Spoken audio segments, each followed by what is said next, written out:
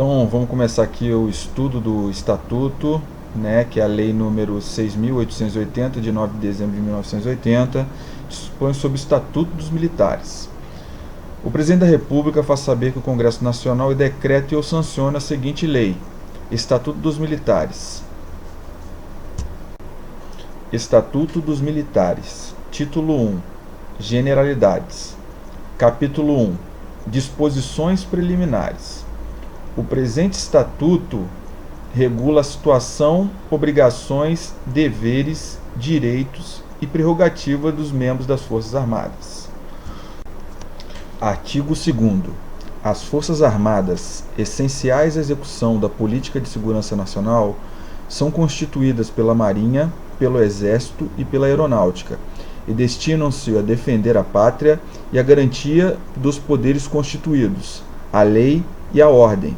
São instituições nacionais, permanentes e regulares, organizadas com base na hierarquia e na disciplina, sob a autoridade suprema do Presidente da República e dentro dos limites da lei. Artigo 3º. Os membros das Forças Armadas, em razão de sua destinação constitucional, formam uma categoria especial de servidores da pátria e são denominados militares. Parágrafo 1º do artigo 3º. Os militares encontram-se em uma das seguintes situações: na ativa, os de carreira, os incorporados às Forças Armadas para a prestação de serviço militar inicial, durante os prazos previstos na legislação que trata o serviço militar, ou durante as prerrogativas daqueles prazos. Os componentes da reserva das Forças Armadas, quando convocados, reincluídos, designados ou mobilizados.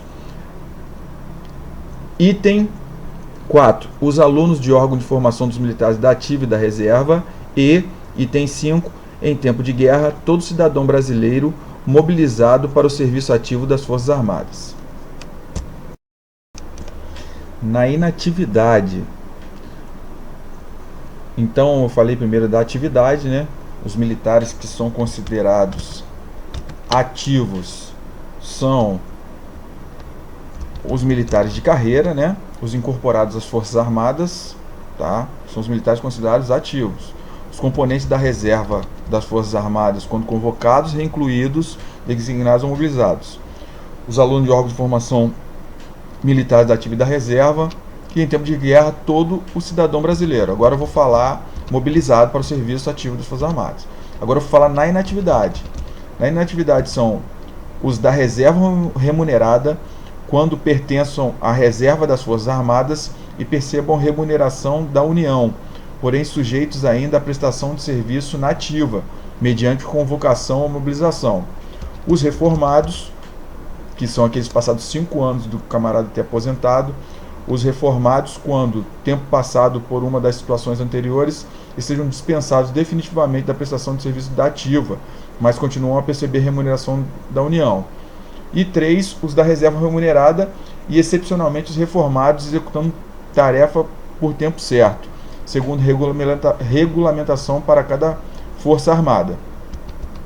Os militares de carreira são os da ativa, que, no desempenho voluntário e permanente do serviço militar, tenham vitaliciedade assegurada ou presumida.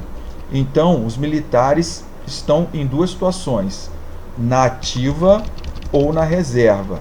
Na ativa, nós temos aquelas 5 situações que eu já havia dito, e na inatividade nós temos 3 situações.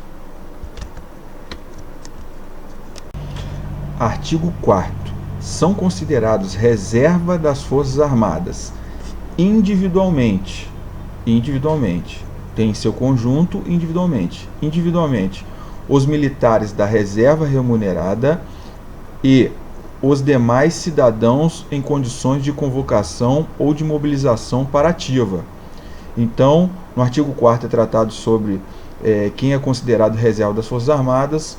1. Individualmente, os militares da reserva remunerada. E 2. Os demais cidadãos em condições de convocação ou de mobilização para ativa.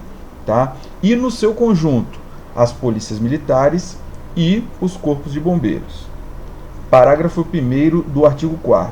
A Marinha Mercante, a Aviação Civil e as empresas declaradas diretamente devotadas à finalidade precípua das Forças Armadas, denominada atividade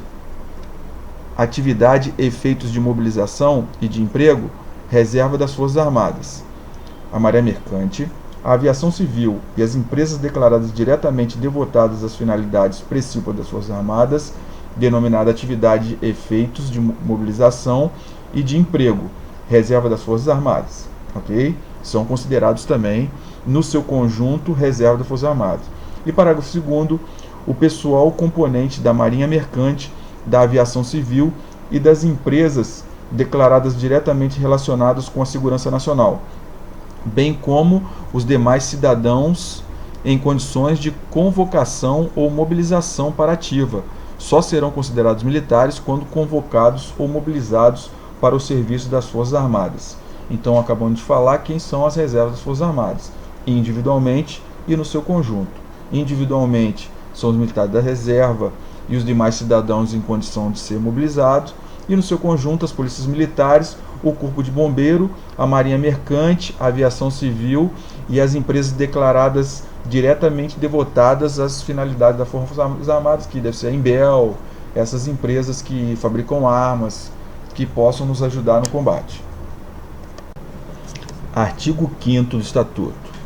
A carreira militar é caracterizada por atividade continuada e inteiramente devotada às finalidades precípuas das Forças Armadas, denominada atividade militar.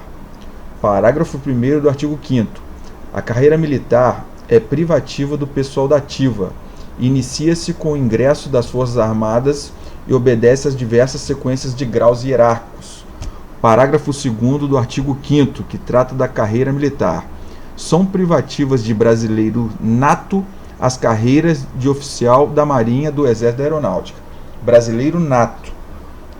E para oficial, se falar de brasileiro naturalizado, eles também não podem ser oficiais das Forças Armadas. O brasileiro naturalizado, ser oficial, somente nato. Como se omite aqui o estatuto, então provavelmente graduado ele pode ser, se ele for naturalizado, mas oficial ele não pode ser. No artigo 6º ele foi revogado, pelo que eu estou vendo aqui, está arriscado. São equivalentes às expressões na ativa, da ativa, em serviço na ativa, em serviço em atividade ou em atividade militar, conferidas aos militares no desempenho de cargo, comissão, encargo, incumbência, omissão, serviço ou atividade militar, ou considerado de natureza militar nas organizações militares das Forças Armadas, bem como na Presidência da República, na Vice-Presidência da República e nos demais órgãos quando previsto em lei ou quando incorporados às Forças Armadas. Então esse artigo 6º aqui, a princípio, era antigo, foi revogado. Agora tem um novo que foi dado pela medida provisória 2215, de 31/8/2001, que é a nova Lei de Remuneração dos Militares. Tá? Artigo 6º. São equivalentes às expressões na ativa, da ativa, em serviço ativo, em serviço na ativa, em serviço, em atividade ou em atividade militar, conferidas aos militares no desempenho de cargo, comissão, encargo, incumbência ou missão, serviço ou atividade militar, ou considerada de natureza militar nas organizações militares das Forças Armadas, bem como na Presidência da República, na Vice-Presidência da República, no Ministério da Defesa e nos demais órgãos quando previsto em lei ou quando incorporados às Forças Armadas.